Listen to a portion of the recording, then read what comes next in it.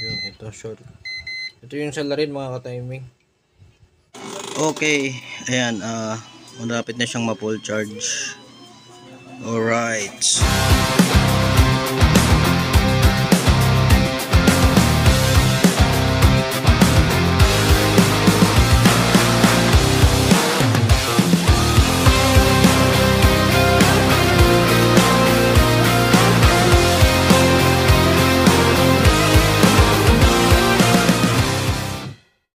Okay, gabi na naman. Ito kararating lang kanina lang, isang subscribers ang dumating. Tinatanong niya kung kaya kong i-repair to. Ito yan charger ng tools, impact tools. So re-remedyohan natin at subukan nating i-repair to. Bali ito pinagawa na niya sa iba. Ayan, binunot na. Ito yung kanyang diode. Okay. Hindi siya diode, MOSFET. Ayan. Tapos ayun, mayroon pang sign doon na nasunog. Bali pinalitan. Ang kaso nga lang, pinalitan ng fuse, no power So ito nag-check tayo dito sa kanyang MOSFET. Yung tatlong MOSFET na yan, sorted yan mga ka-timing. Wala tayong pyesa niyan, kaya mag-order tayo sa online. Ayan yung kanyang value, 9575 GI. Ayan. So palitan natin yung tatlo na yan. Bali yung isa pala na iba Teka, hindi ko pa na-check yun. Checkin muna natin kung shorted yung tatlo na yan. Pero yung isa dito shorted, kaya siguro sumabog yung fuse. Okay, nadamay na rin yung diode dito. Alright. Bali dito mga ka-timing, nag-check tayo dito sa MOSFET nya. Bali dito good. Okay, yung good yan. Okay, good. Good. Yun, ito short. Ito yung salarin mga ka-timing. Kung bakit sumabog yung fuse, nadamay na rin yung pinaka diode nya dito. Ito, nadamay ito, sumabog to. Papalitan na rin natin to. Tsaka papalitan na rin natin yung diode dito, IN4007. Palitan natin yan. Okay, wala tayong pamalit. Order na lang tayo sa online. Pero ito lang yung salarin mga ka-timing. Ito lang tong MOSFET na to.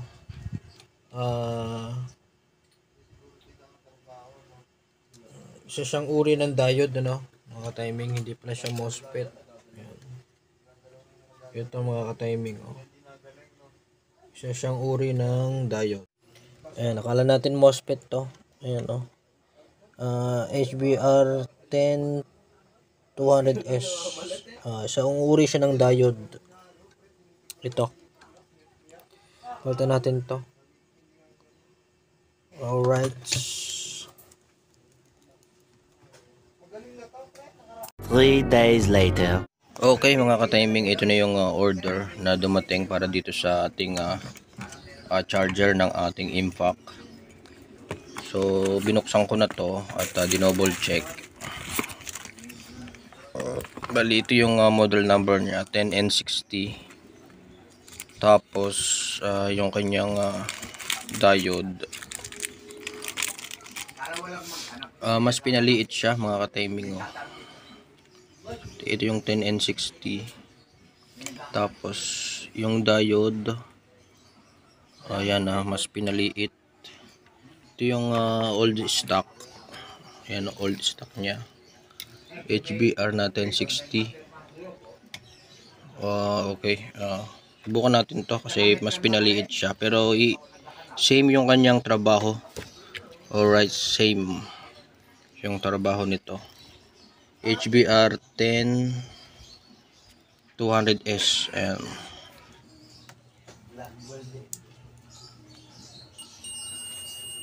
Siguro kung ako hindi naging ganon. Halian lang. Tanghalian pa, puta. Anong oras pa kumain? Okay, yan. Saksak natin. Tingnan natin kung mayroong kakaibang mangyayari.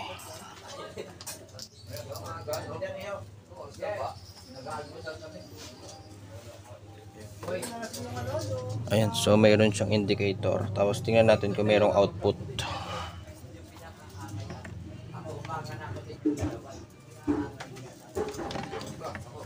Buwak daw, dadalan no kuya. Ah, Ikaw no. book up. Ayan mga master repairman, kinabit natin tapos nag voltage checking tayo dito sa mainboard. Ito yung indicator na lumalabas. Pakita ko muna sa inyo mga ka-timing kung may karga to. Balik ko na lang umimya.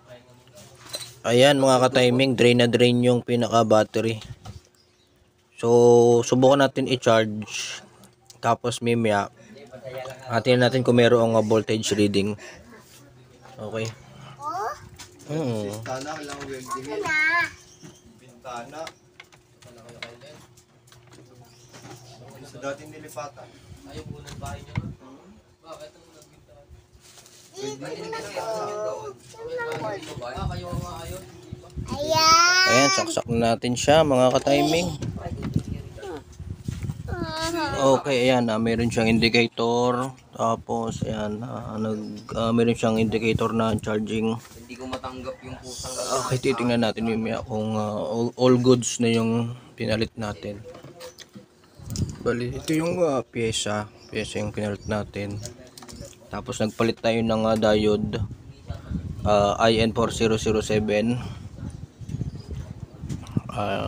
Yun lang. Tapos observe natin kung mayroon ng voltage dito. Alright. Ayun mga ka-timing, mayroon na siyang 17 volts pero hindi pa siya fully charged. Okay, ayan, mamaya kakabit na natin yung charger. Alright. Okay mga ka-timing, kakabit natin yung kanyang heatsink kasi itong MOSFET tsaka itong MOSFET niya, itong diode, umiinit yan katagalan, kaya kailangan mayroon siyang heatsink. Tapos kung mapapansin nyo mga ka-timing, yung diode na to, yung HBR 200S, malaki siya kumpara dito. Ayun, sobrang liit niya. Ito kasi latest model to, mas pinaliit siya kumpara dito sa HBR 10200S na diode. Okay, ayan, mas pinaliit siya. So ito na yung pinaka latest model ng diode na to kumpara dito. Okay, remedyohan na lang natin yung heatsink nito kasi ito nagiinit to. Okay, ayan. Ay, nakita nito to.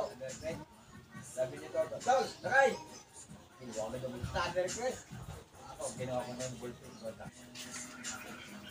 Hindi ako nanayayin. Pagamat ng yun yung sabi na natin.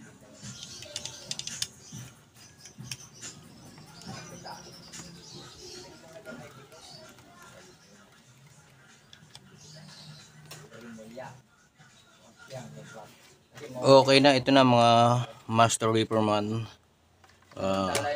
Tapos na natin na i-repair tong AEG na charger. So susubukan na natin siya. Yan, meron na siyang indicator. Indicator doon. Alright. Okay, ayan, malapit na siyang ma-full charge. Alright.